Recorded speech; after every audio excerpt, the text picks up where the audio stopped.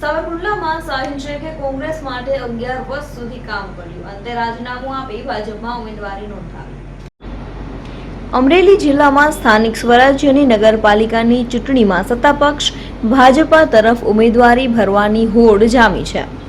અમરેલી, સાવરકુંડલા, બાબરા, બગસરા, ધારી અને દામનગર નગરપાલિકામાં ઉમેદવારી પત્રો ભરવાની છેલ્લી તારીખે ભાજપ કોંગ્રેસના ઉમેદવારો ફોર્મ ભરવા જમાવડો જામ્યો હતો. ત્યારે અમરેલી જિલ્લા એનએસયુઆઈના પ્રમુખ સાહિલ શેખે કોંગ્રેસમાંથી રાજીનામું ધારી કેસરીઓ કરી ભાજપના ઉમેદવાર જાહેર થયા હતા ને સાવરકુંડલા નગરપાલિકાના વોર્ડ નંબર 9માં ઉમેદવાર ભાજપાએ બનાવતા સાહિલ શેખે કોંગ્રેસ માટે 11 વર્ષ સુધી કામ કર્યું, પણ નવયુવાનોને કોંગ્રેસ હંમેશા આગળ નથી આવવા દેતી હોવાનું વસવસો વ્યક્ત કરીને ભાજપની સાથે ઉમેદવાર બનાવ્યો હોવાનો આનંદ વ્યક્ત કર્યો હતો. કોંગ્રેસમાંથી ભાજપમાં આવતા એનએસયુઆઈ પ્રમુખને લોટરી લાગી છે. સાવરકુંડલાના ધારાસભ્ય મહેશ કસવાળાના વરદ હસ્તે ભાજપનો ખેસ ધારણ કર્યો હતો. હું અમરેલી જિલ્લા એનએસયુઆઈ પ્રમુખ હતો. સતત 11 વર્ષથી એનએસયુઆઈ માં એક્ટિવ હતો.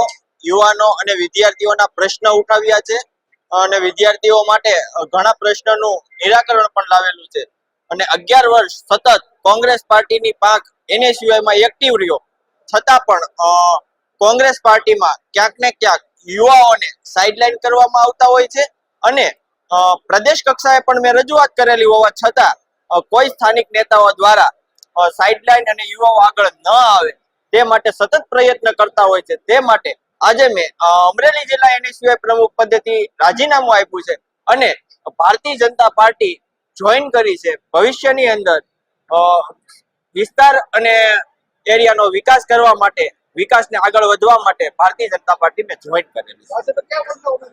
Ward number 9.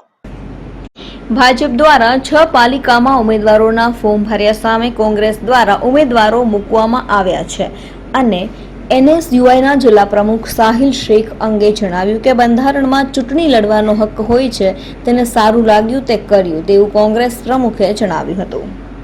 સાવરકુંડલા શહેરની અંદર 9 વોર્ડ છે, 36 ઉમેદવારો છે.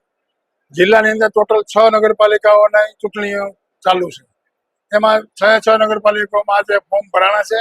સાવરકુંડલામાં 36 ફોર્મ ભરાણા છે, 9 વોર્ડ છે અને 9 વોર્ડની અંદર 36 ઉમેદવારો કમ્પ્લીટલી ભરી લીધા છે.